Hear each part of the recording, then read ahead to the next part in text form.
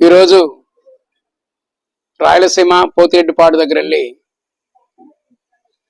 నీటిని విడుదల చేయలేదని, నిల్వ సామర్థ్యం పెంచలేదని వైఎస్ఆర్సీపీ పార్టీ దొంగ నాటకాలు ఆడుతుంది.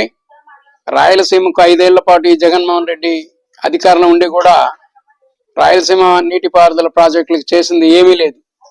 అదే కూటమి ప్రభుత్వంలో నారా చంద్రబాబు నాయుడు గారు, అలాగే లోకేష్ గారి నాయకత్వంలో, పవన్ కళ్యాణ్ గారి నాయకత్వంలో 19 నెలల చంద్రబాబు పాలనలో 3,870 కోట్లు ఖర్చు పెట్టి దాదాపు 190 రోజుల్లో 3,870 కోట్లు ఖర్చు పెట్టి అంద్రినీవా ప్రాజెక్ట్ కోసం ఆయన దాదాపు 86% 40 టీఎంసీల నీరు ప్రాజెక్టుని ఈరోజు తరలించడం జరిగింది. ఇవేది కనుక్కోకుండా వైసీపీ పార్టీ దొంగదండాలు, పొర్లు దండాలు పెట్టినట్టుగా అనవసర రాద్ధాంతం చేస్తూ ప్రజల్ని డైవర్ట్ చేసడానికి ట్రై చేస్తా ఉంది.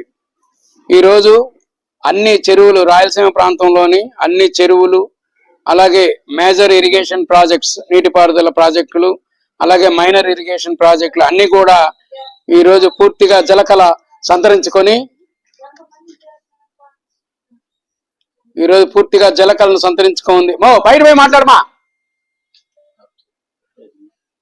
అన్ని చెరువులు, కుంటలు, అలాగే నీటిపారుదల ప్రాజెక్టులు అన్ని కూడా ప్రతిదీ కూడా 86% ఈరోజు దాదాపు నిండి ఉన్నాయి.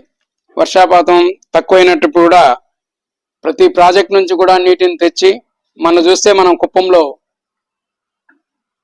తెలుగు గంగ నీటిని అలాగే కుప్పానికి తెచ్చి ఈరోజు కుప్పం చుట్టుపక్కల ఉన్న చెరువులన్నీ కూడా జలకలతో కలకలలాడుతున్నాయి.